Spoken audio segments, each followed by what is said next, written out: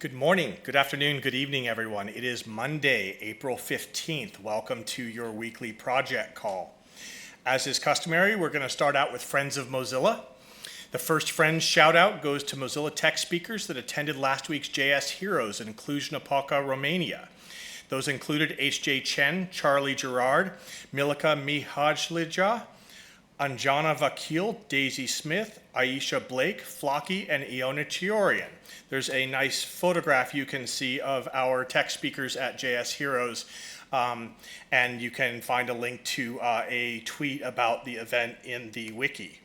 Next up, we also want to say thanks to our other tech speakers who spoke around the globe. That includes Kalyan, Michael, Shrustika, Ben, Daisy, Hujing, Charlie, Christoph, Roland, and Flocky for helping spread their knowledge about Mozilla and the open web. And lastly, a big thanks to John Whitlock from the MDN team, who has for the last 5 years been the platform development leadership for MDM, and they wish him best in his new role with the Firefox organization. So let's give a warm round of applause to all of our friends of Mozilla this week. Next up, we have upcoming events. On Wednesday, April 17th, we have the Homebrew Website Club. The Homebrew Website Club is a growing worldwide network of meetups for all levels of web users who want to take back control of their online identities and content from the social media silos. Times are local. We have the club starting from 5:30 in Nuremberg, Karlsruhe, Virtual EU, London, Nottingham, New York, and San Francisco. There's a link to details and RSVP in the wiki page. On Thursday, April 18th, we have Add-on Show and Tell. This meeting is for developers or anyone to talk about cool things they've done with add-ons or in the add-ons related spaces. You can join us at 7:30 a.m. Pacific time in the add-ons demo video room. We also have a special Homebrew Website Club every Thursday. This Thursday, April 18th at 5 o'clock in Clearleft, Brighton, England. There's a details link in the wiki page. Let's see, we also have listed on the weekly update, though I'm not going to go through all of them, DevRel complimentary tickets. Our DevRel sponsorship team receives complimentary tickets to share with Mozillians interested in attending events. There's a long list of events that go throughout the year here. If you're interested in any of those events and attending, please reach out to devsponsorship@mozilla.com for more details. We also have a list of sponsored Mozilla developer events. These are events that Mozilla is a sponsor for, listed with their dates for the rest of the year. So if you're interested in attending a Mozilla sponsored event, please check out the wiki page and this nice long list of Mozilla sponsored events. With that, we are going to move on to our presenters for the day. We have a nice slate coming to you from across a range of areas in the Mozilla project, starting with Alicia Gray, who's going to talk to us about spring cleaning. Thank you. Good morning, everybody. I wanted to let you know the Legal and Trust team is working directly this week with the operations organization, HR, and the finance teams to do spring cleaning. And we just wanted to let everybody know about it. Even if you're not in those groups, you are certainly more than welcome to participate. We have a mana page up there, but what this is because we practice and talk a lot about our lean data practices and kind of keeping everything to a minimum, that compels us to go back and actually clean up what we actually do gather. And so what we are introducing this week is an opportunity for people to go in and kind of clean up your computer files, clean up any paper files you might have, get rid of Google groups or Slack channels that you don't need anymore, and try to get rid of some, dust off some stuff that you don't need. So every day this week, we have a focus area, and today we're encouraging people to get rid of any paper that you might store around. Doesn't apply to everybody, but some teams do still like paper, and we still need paper. Tomorrow we'll be working on laptop files, things you might have in your downloads, things you might have in email, things that you might have sitting in temp folders that you no longer need. So we encourage you to get rid of those things if you don't need them. Wednesday we're focusing on email, IRC and Slack channels, Google groups, those types of things, getting rid of what you don't need. Thursday we have kind of the not sure what to do with items. And encouraging get that password manager set up and get your crash plan installed. And then on Friday, we have prizes. So on the Mana page, you can find a link to a survey, and you can win some Amazon gift cards if you are doing a lot this week, so fill out the survey at the end of the week. Be sure to read the fine print so that you know what the rules are. Thanks, and check out the Mana page. Thank you. It is spring, and it is time for some spring cleaning, keeping your digital life in order and keeping some hygiene. Next up, we have Mike Conca, Product Manager for Web Extensions, coming to us to talk about the Extension Workshop website. Mike? Thank you, Asa. So I just wanted to make folks aware that at the beginning of 2019, we did launch a separate Mozilla website entitled Extension Workshop. It's for extension developers for Firefox. Now, I think most people are familiar with MDN, the Mozilla Developer Network. It provides a lot of technical reference API documentation for JavaScript, CSS, HTML, and it also provides reference for web extensions. But that can be a little bit like the deep end of the pool sometimes for people. So we wanted to launch a site that would provide easy onboarding and just kind of a quick ramp up for extension development. So we did launch the Extension Workshop, the URLs being shown on the screen right now. And what it really does is it kind of explains at the most basic level what an extension is so people can understand their value. It helps front-end developers primarily get onboarded very quickly.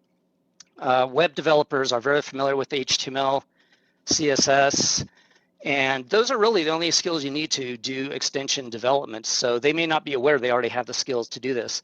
We're also targeting Chrome developers. The Chrome Web Store has close to 200,000 extensions already. And I don't know that Chrome developers know how easy it is to port their extensions, sometimes without even a single line of code change, to Firefox.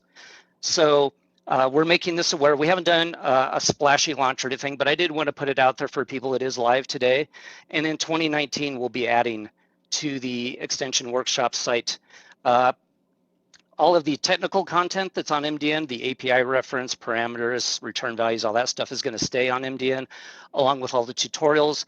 But we'll be migrating a lot of very Firefox-specific content from MDN over to the Extension Workshop, as well as growing the library of content that we have with a specific focus on enterprise developers. We don't do a good job of serving that market segment today. So we're looking forward to growing the site. If you get a chance, check it out. Thank you. Thank you, Mike. Excited to see the launch of the Extension Workshop. Next up is me coming to you with our weekly Firefox update. Firefox 66.0.3 is our current desktop stable release. The 0.03 release shipped last Wednesday and fixes several minor issues.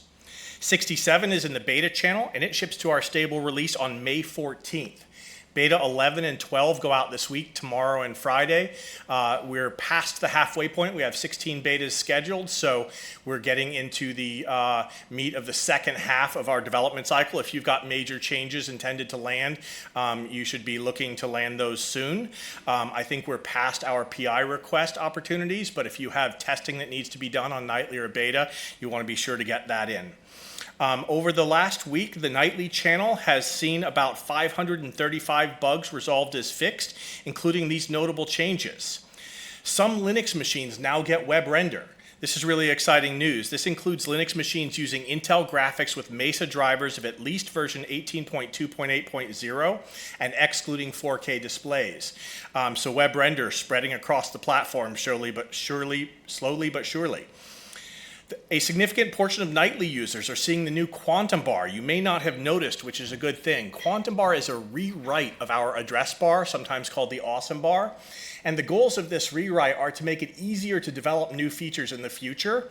The first iteration, which some of you are seeing on Nightly now, should behave identically to the old one. So if you see any issues cropping up with autocomplete in the Awesome Bar, whether it's for local searches or remote searches, please file bugs or jump in the IRC or Slack Firefox channel and let us know.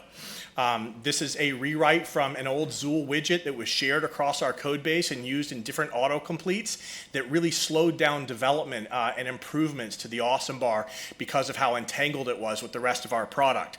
This new rewrite that is HTML rather than Zool should be faster to develop, primarily because it's no longer tied to other autocomplete widgets in the product, but also accessible to new developers coming to us with web development background and not just Zool development background. So excited to see this change after so many years.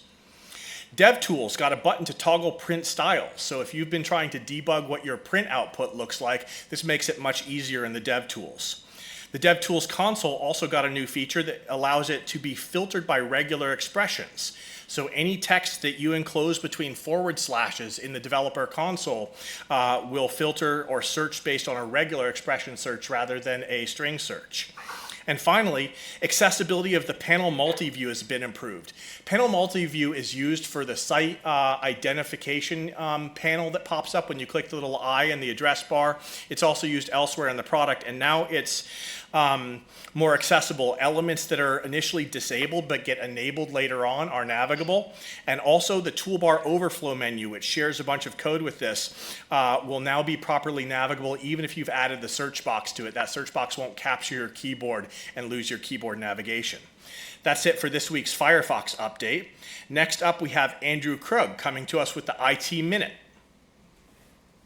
Time for the weekly minute update where we tell you all the things IT is doing to empower Mozillians in their mission to keep the web a global public resource open and accessible to all. This is week 3 of April, which officially makes it Mozilla Spring Cleaning Week. In partnership with our compliance team, IT is scouring data stores for personally identifiable information, or PII, as it's referred to sometimes, that can be removed. Work is underway on Survey Gizmo, Salesforce, and other systems, so now might be a great time for you to give some thought to any PII that you could clean away as well. Thanks for helping Mozilla live by its principles, specifically with regard to lean data practices. Next up, in partnership with WPR, we've also recently launched a tool called XMatters. The XMatters platform is a product that allows you to receive emergency-related updates for your physical location and check in to let colleagues know that you are safe in the event of an emergency. We all hope that we never need to use a tool like this, but might in the event of things like natural disasters, active assailants, or terrorist activity. You can visit the link below to enroll your mobile devices today with XMatters. Just those 2 updates this week. That's the minute. See you next week. Thank you so much, Andrew. Next up, coming to us from San Francisco, we have Sierra Reed, who's going to talk to us about Webby Awards. Hello, everybody. It's Sierra coming in from San Francisco. Just wanted to give you all one last reminder to vote for Pocket for the best user interface in the Webby Awards. For those who may not know, this is essentially the Oscars of the internet, and we would very much like to win. We are currently tied in first with HBO Now. And with Game of Thrones coming back, I feel like they might have a lot of traffic going to their site. So this is us coming to you, and winter is here, so let's try and win. Link is right underneath this slide and on the wiki, so make sure you vote. Thanks, guys. Last day to vote is Thursday. Thank you, Sierra. Do you love us? Vote for us. Absolutely. I voted, and I encourage all of you to vote. It's a simple process. Finally, though not listed here on the wiki, I believe that we have, it is listed, Till coming to us with the weekly Emerging Technologies update. Indeed. Hey. So we have 3 items that we want to highlight this week. The first is Most Loved again.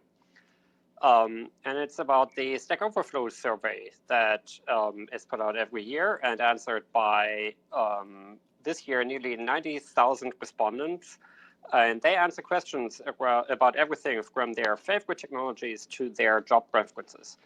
And for the 4th year in a row, Rust was their most loved programming language. Reflecting the impact and engagement Rust continues to gain as more and more developers use and love it, and more companies put it into production. And the next item is closely related and is titled Most Loved, Surprisingly. And we love that Rust was again named most loved programming language in that Stack Overflow survey. But perhaps you weren't surprised by that. What probably will surprise you, though, is that the 5th most loved programming language after Rust, Python, TypeScript, and Kotlin was WebAssembly. You might argue that WebAssembly isn't even a programming language, but clearly developers love it as if it were. And we take that to mean there's huge excitement about using WebAssembly both inside and outside the browser. And then the final item is AV1 at NAB. And last week was the NAB show, the National Association of Broadcasters annual event, billed as the ultimate event for media, entertainment, and technology professionals looking for new and innovative ways to create, manage, deliver, and monetize content on any platform. Mozilla was there, as I think we've been every time for the last, I don't know how many years, along with our AO Media partners, that's the Alliance for Open Media, sharing what's new with our AV1 royalty-free codec, including both ongoing implementation progress and rapidly growing adoption. Press coverage was great too. AV1 shipped in Firefox 65 in January, with performance enhancements coming in Firefox 67, which is now the currently beta version. And that's all I have. Thank you, Till, for the update. Exciting to see so much love for WebAssembly coming in, and also, as Till said, not unexpected for Rust. With that, we are done with our presentations, and we have one welcome here this week, Mika Shaw coming to us from San Francisco to introduce our new IP Counsel. Good morning, good evening. My name is Mika Shaw. I head the product legal team, and I'm so excited to introduce Daniel Nazer.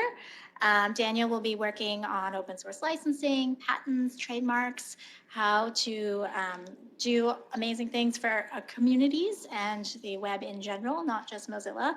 He was at EFF for the last 6 years, where he had the best job title ever, and I'll just leave it at that. His job title was the Mark Cuban Chair to Eliminate Stupid Patents. So you'll continue some of that work here. Welcome. Welcome, Daniel. Excited to have you on board. With that, we are wrapping up for this week. We'll see you all at the same time, same place next week. Until then, keep on rocking the free web.